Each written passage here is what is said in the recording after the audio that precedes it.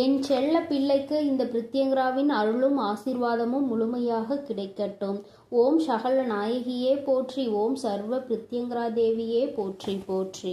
என் அன்பு பிள்ளையே, இந்த மங்களகரமான தினத்தில் உனக்கான மங்களகரமான செய்தியினை உன் அம்மா கொண்டு வந்திருக்கின்றேன். என் அன்பு பிள்ளையே, நான் கொண்டு வந்திருக்கின்ற இந்த செய்தியினை சந்தோஷமாக நீ கேட்டுக்கொள்ள வேண்டும்.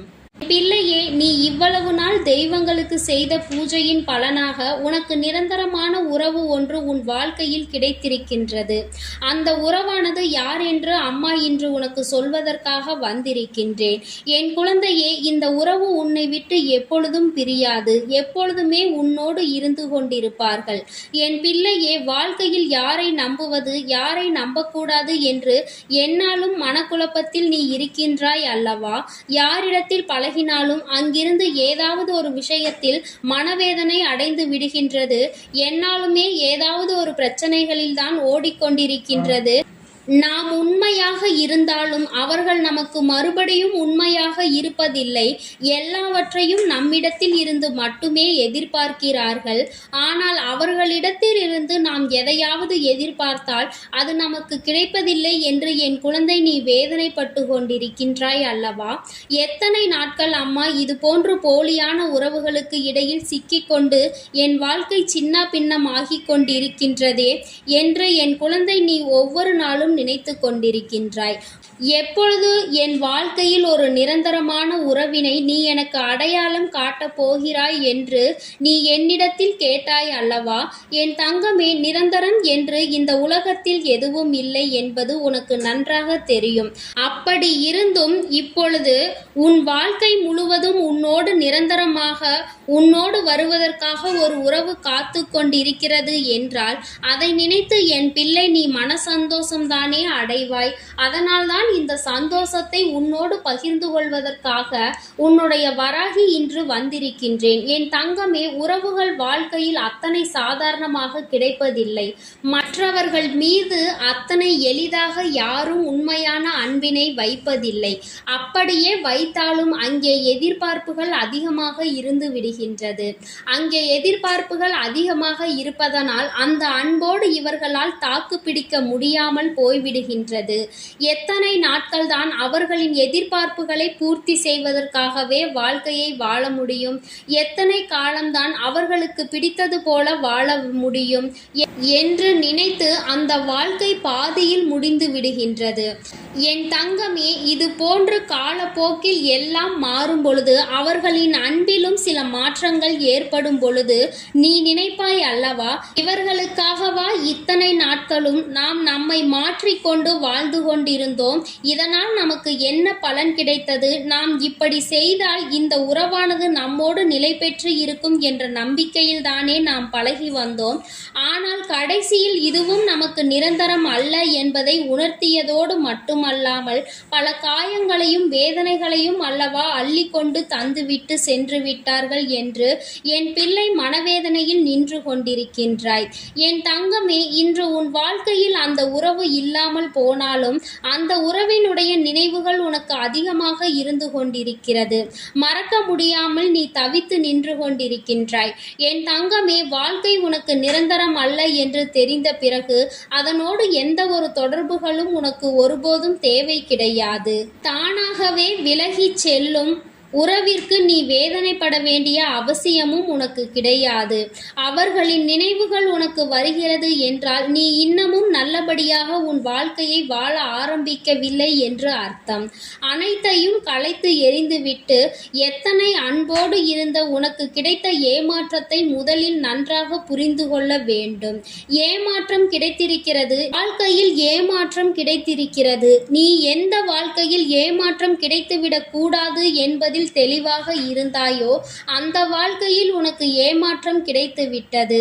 என் குழந்தையே, நீ இனிமேலாவது தெளிவாக இருந்து கொண்டு இந்த வாழ்க்கையில் இனி வரும் நாட்களை நீ எப்படி எதிர்கொள்ளப் போகிறாய் என்பதை பற்றி மட்டுமே சிந்தித்து பார். யார் உன்னை தூக்கி எறிந்தார்களோ, யார் உன்னை பகடை காயாக மாற்றி அவர்களின் தேவைகளை பூர்த்தி செய்து கொண்டார்களோ அவர்களின் முன்னால் தான் நீ வாழ்ந்து காட்ட வேண்டும் என்று முதலில் உன் மனதிற்குள் நீ முழுமையாக முழுமையாக எழுதிவிடு.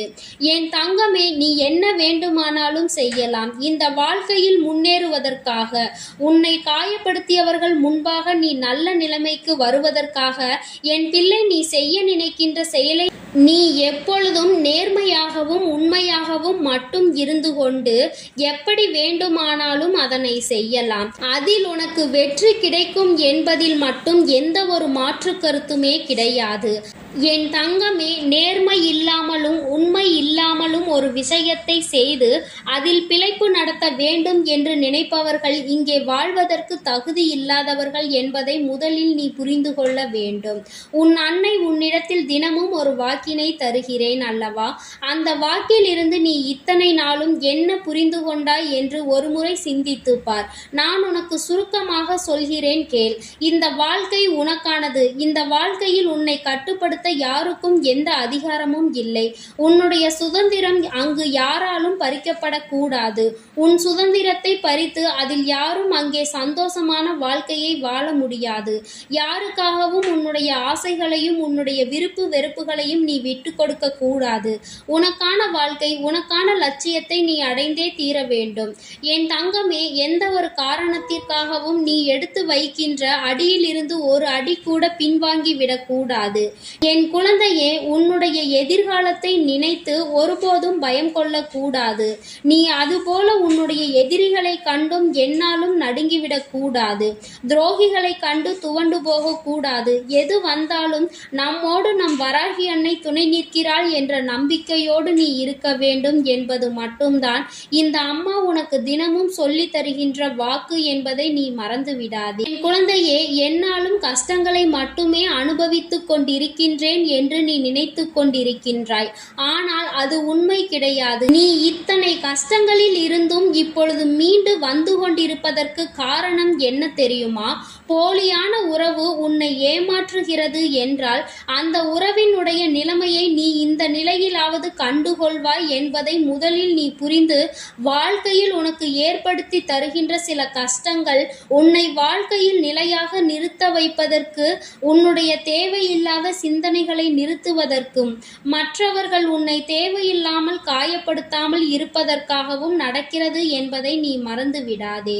என் தங்கமே, ஏமாற்றங்கள் உன்னை தேடி வந்து கொண்டுதான் இருக்கின்றது. அதை முன்கூட்டியே என் வார்த்தைகளின் மூலமாக நான் சொல்லிக் கொண்டுதான் இருக்கின்றேன். நீ கவனித்து நடந்திருப்பாய். ஆனால் எந்த ஒரு ஏமாற்றமும் உன் வாழ்க்கையில் வந்திருக்காது. யாரையும் நம்பி நீ ஏமாந்திருக்க மாட்டாய். நீ என் தங்கமே, நீ எப்பொழுதுமே சூதானமாக இருந்து கொண்டு யாரால் நமக்கு எப்பொழுது என்ன கஷ்டம் வரும் என்பதை புரிந்து என்னாலும் நடந்து கொள்ள வேண்டும். அதை எதிர்கொண்டு வாழ வேண்டும் என்பதை நீ நிச்சயமாக மனதிற்குள் ஆழமாக புரிந்து கொண்டு இருக்க வேண்டும். ஏனென்றால் நீ அப்படி இல்லாமல் இருந்ததினால்தான் இத்தனை கஷ்டங்கள் உனக்கு வந்திருக்கிறது என்பதை நீ முதலில் புரிந்து கொள்ள வேண்டும். அம்மா சொல்லும் பொழுது அந்த வார்த்தைகளை எல்லாம் நீ கவனமாக கவனித்துக்கொள். உன் மனதிற்குள் அதை நீ விதைத்துக்கொள். உன் வாழ்க்கையாகவே அது மாறிவிட வேண்டும். உன் வாழ்க்கைக்காகவே நீ வாழ ஆரம்பித்து விடுவாய் என்றால் நிச்சயமாக என் குழந்தையே, இத்தனை கஷ்டங்களில் இருந்தும் உன் அம்மா நான் உன்னை காப்பாற்றி விடுவேன். என் தங்கமே, இந்த முறை உன்னை காப்பாற்றி விடுவேன். உன்னை எல்லா கஷ்டங்களில் இருந்தும் மீட்டெடுப்பேன். உனக்காக நான் இருக்கிறேன் என்று சொல்கின்றேன் அல்லவா? இதிலிருந்தாவது நீ புரிந்து கொண்டாயா? உன்னை தேடி வருகின்ற நிரந்தரமான உறவு இந்த வராகி என்று. என் தங்கமே, என்னை பார்ப்பதற்கு வேண்டுமானால் உனக்கு கொஞ்சம் பயமாக இருக்கலாம். ஆனால் உன் அம்மாவை போன்ற கனிவான உள்ளம் கொண்டவள் வேறு யாரும் கிடையாது. என் தங்கமே, நீ ஒருமுறை சிந்தித்து பார். நான் என் பிள்ளையின் மீது அன்பு கொண்டு என் பிள்ளையின் வாழ்க்கையை நல்ல நிலைமைக்கு கொண்டு வந்துவிட வேண்டும் என்றுதான் உன்னுடைய வாழ்க்கையில் எப்பொழுதும் கவனமாக இருந்து கொண்டிருக்கின்றேன். என் முன்னால் வந்து நிற்கின்ற எல்லோருக்கும் என்னுடைய அன்பு என்றுமே கிடைத்து கொண்டிருக்கும். பொய் சொல்லக்கூடாது. மற்றவர்கள் வாழ்க்கையை கெடுக்க வேண்டும் என்று நினைக்க கூடாது. யாருக்கும் எந்த தீங்கினையும் செய்யக்கூடாது. ஒருவரின் கண்ணீருக்கு காரணமாக பாரமாகிவிடக்கூடாது.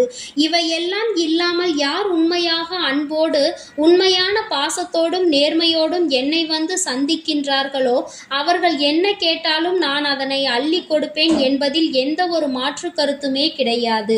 என் குழந்தையின் வாழ்க்கையில் என்ன நடந்தாலும் சரி, உன் வாழ்க்கையில் எந்த விஷயம் உன்னை காயப்படுத்தினாலும் சரி, எல்லாவற்றையும் நம் வராகி பார்த்து கொள்வாள் என்ற நம்பிக்கையோடு நீ துணிந்து சென்று விட்டால் போதும்.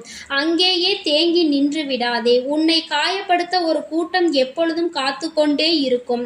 அவர்களினுடைய மாய வலை சிக்கிக் கொள்ளாமல் என் பிள்ளை ஒரு முறை தப்பித்து விட்டால் அதன் பிறகு இந்த வாழ்க்கையை வாழ்வதற்கான சூட்சுமம் என்னவென்பதை நீ கண்டுகொள்வாய். எப்படி தப்பிப்பது என்பதை நீயே புரிந்து கொள்வாய். என் தங்கமே, இந்த வராகி அம்மாவினுடைய ஆசீர்வாதங்கள் உனக்கு எப்பொழுதும் முழுமையாக இருந்து கொண்டே இருக்கும். என் தங்கமே, அதனால் நீ எதற்காகவும் கலங்காதே, எதை நினைத்தும் வருந்தாதே. நீ நல்லதையே நினைத்தால் உன் வாழ்வில் எல்லாம் உனக்கு நல்லதாக மட்டுமே நடக்கும்.